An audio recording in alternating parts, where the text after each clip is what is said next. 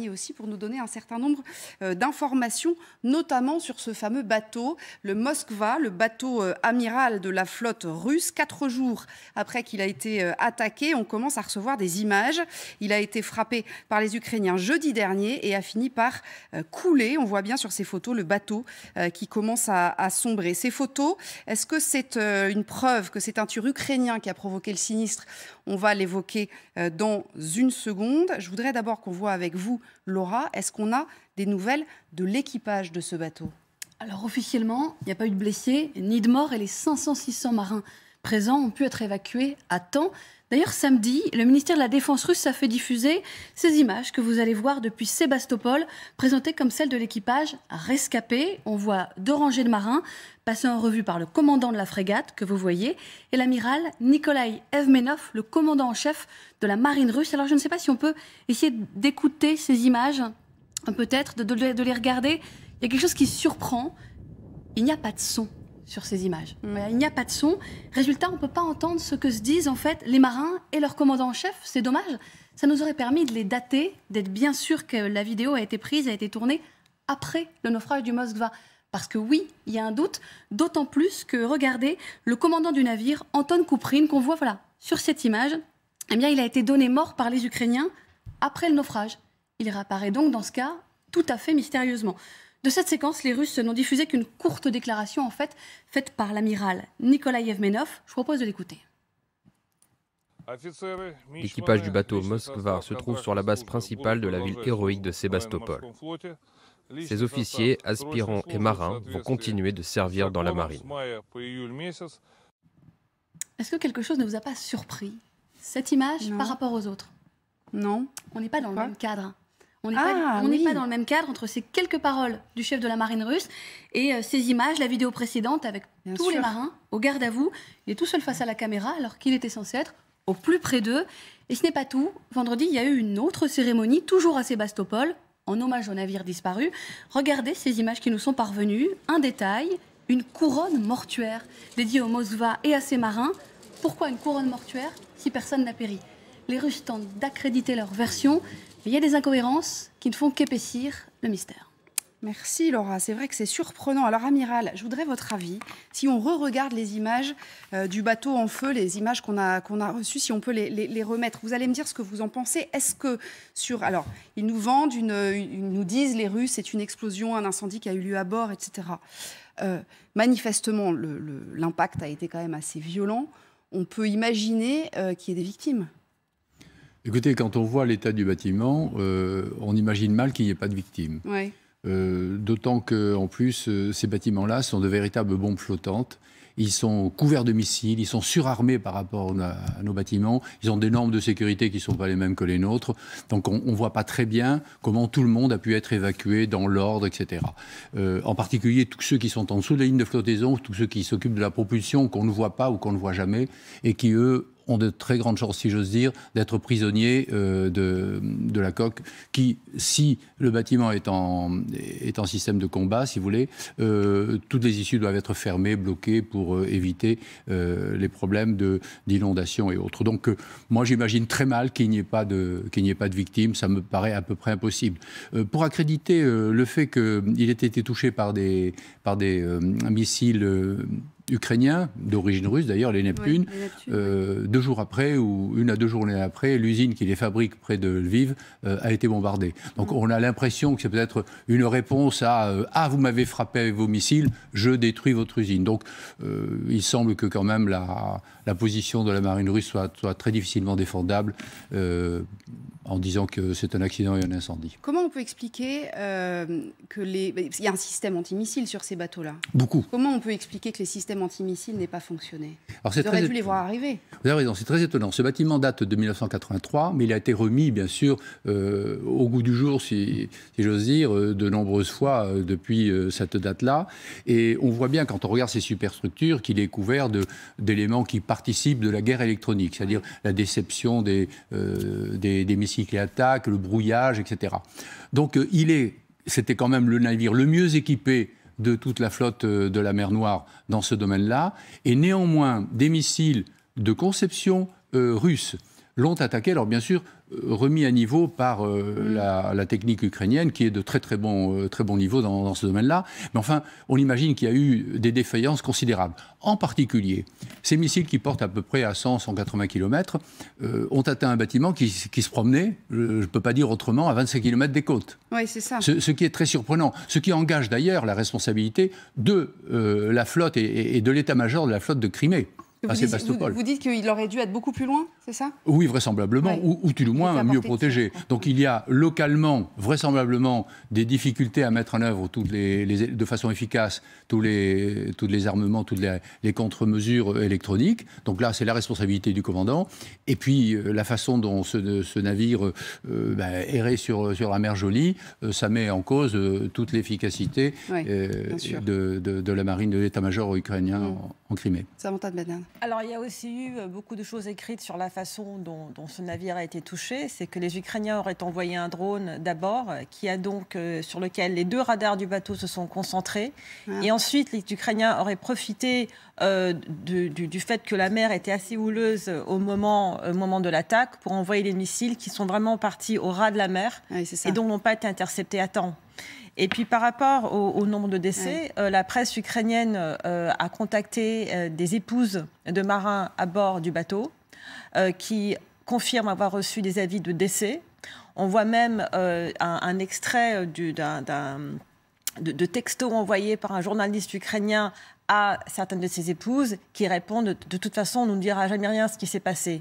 Et même à la télé russe, un propagandiste pro-Poutine qui s'appelle Solovyov, qui a une émission tous les soirs qui s'appelle Solovyov Live et qui passe son temps à vraiment... Alors c'est la propagande de Poutine à outrance, qui dit... Mais quand est-ce qu'on va vraiment savoir ce qui s'est passé sur ce bateau? Ah oui, donc ça commence à tourner en Russie. Ça commence à tourner. Il a interrogé un colonel à la retraite qui a dit « Mais écoutez, nous avons 2 versions.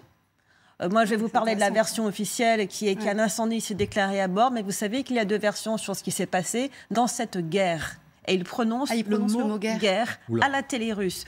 Donc là, ça commence à devenir assez intéressant. Bon, il va lui arriver des bricoles peut-être à ce colonel à la retraite. Oui, allez-y. Oui, je voudrais attirer votre attention encore une fois sur ce visuel qu'on voit.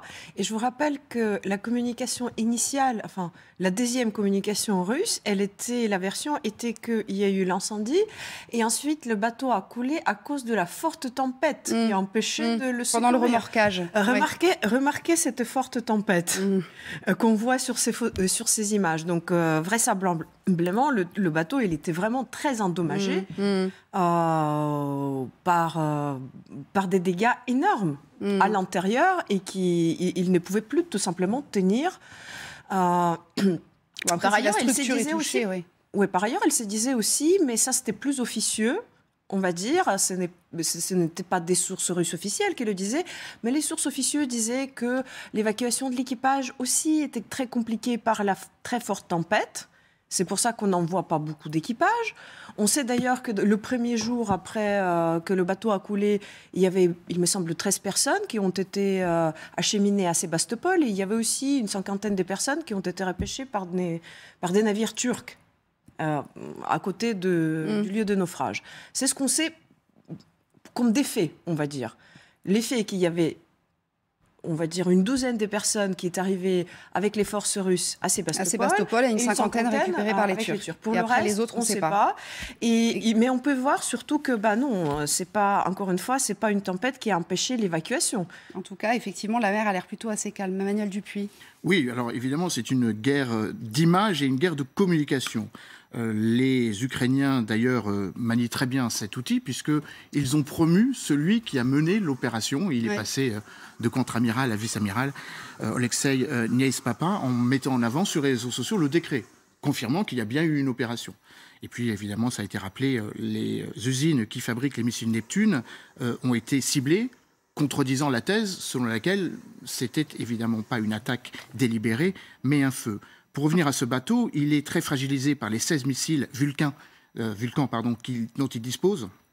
Et évidemment, sa conception est ancienne, 1983, mais surtout sa coque est en aluminium. Et évidemment, c'est phénomène chimique avec un feu.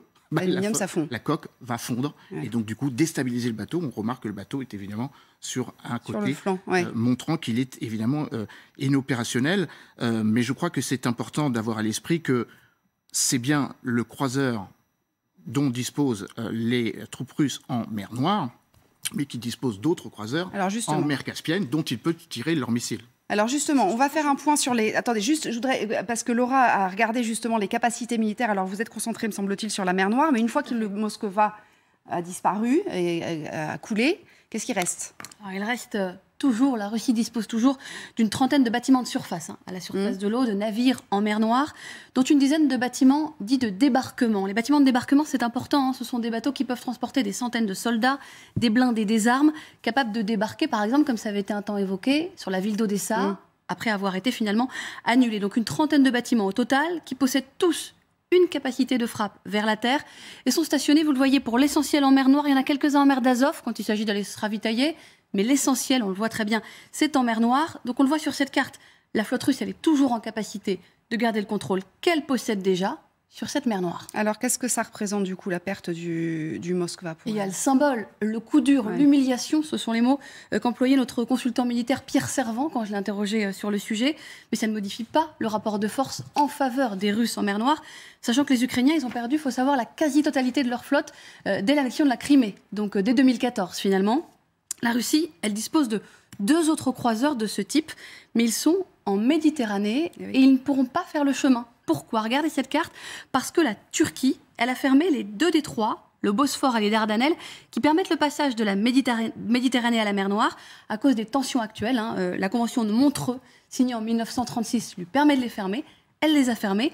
Le Moskva ne pourra donc pas être remplacé à l'identique. Est-ce que ça veut dire, amiral, que toute la flotte dont a parlé Laura à l'instant n'est plus vraiment commandée? Enfin, je veux dire, il n'y a plus de commandement unique, il n'y a plus de commandement centralisé. Ah si, il y a obligatoirement une succession dans l'ordre de commandement, donc il n'y a pas de problème. Mais concernant Montreux, vous avez tout à fait raison de le signaler, la fermeture des détroits turcs. Il faut savoir que dans le mois qui précédait la fermeture des détroits, c'est-à-dire au mois de février par exemple, il y a 6 bâtiments de débarquement qui ont pu pénétrer en mer Noire. Donc on voyait déjà qu'il y avait une préparation de débarquement amphibie. Maintenant, concernant les missiles et les autres bâtiments de moindre niveau qui sont en mer Noire, il faut savoir quand même que toute l'aviation russe dispose de missiles air-sol, et que bien sûr... Voilà. Parce qu'il y a une chose importante, et là je vais me tourner vers vous, Samantha, c'est la porte-parole du commandement militaire de la zone sud de l'Ukraine, j'ai vu ça dans la presse, qui a dit la frappe contre le Moskva n'a pas seulement touché le bateau, elle a touché les ambitions impériales de l'ennemi. C'est-à-dire que peut-être que le symbole, comme l'évoquait Laura tout à l'heure, est encore plus... ce serait un coup encore plus dur, en fait, pour la Russie de Poutine, enfin pour le Kremlin, que, effectivement, la perte militaire technique, quoi. Alors, selon une étude de Harvard, la Moskva représentait 10% de la capacité de marine militaire russe dans la mer Noire et la mer d'Azov. Ma compréhension des choses, mais là je me remets vraiment à vous, l'amiral, c'est que tout le commandement et le contrôle de tous les autres navires était centré sur la Moskva, et que c'est pour ça que c'est une perte si importante. Mais il semblerait, d'après vous, ça peut se remédier relativement rapidement. Donc je pense que c'est surtout le symbole qui compte. Le commandement peut se faire de terre, là, parce que la mer, c'est une petite mer, en définitive. Oui, c'est ça. Donc, il y a toute une structure de commandement à terre. Il n'est pas certain, d'ailleurs, on dit toujours le navire amiral, il n'est pas certain qu'il y ait un commandement, un état-major à bord de ce bâtiment-là. Oui, c'est ça. Il y en a vraisemblablement un, léger, bien sûr, mais il doit y en avoir un. Mais tout est dirigé, quand on connaît le centralisme russe, tout est dirigé de terre de Sébastopol. À la limite, c'est télécommandé par le Kremlin aussi. Donc, il y a une très forte centralisation. Oui, l'organisation est là. Manifestement, elle a été défaillante, et je crois qu'on en verra les conséquences. C'est possible. Je voulais rajouter que bien sûr, c'est un symbole extrêmement fort, mais je voudrais dire que de toute évidence, les Ukrainiens qui ont mené cette opération très ambitieuse et ne se sont pas posés comme objectif de faire couler Moskva. En réalité, l'objectif premier, c'était de l'endommager et de l'amener pour les réparations à Sébastopol. Au début. Pourquoi? Parce que ça a quand même un sens militaire. Moskva, c'est quand même, on va dire, c'est comme une énorme station de protection aérienne flottante. Et si Moskva était si près des côtes ukrainiennes, au sud, c'est pourquoi? C'est parce qu'il y a une petite contre-offensive ukrainienne dans la région de Kherson, et que Moskva était là pour empêcher ça, pour couvrir les opérations, enfin pour couvrir les troupes russes. Donc non, ce n'est quand même pas rien. D'autant plus que maintenant, les autres bateaux, ils seront plus vulnérables. Donc ils ne pourront pas être utilisés de manière aussi insolente.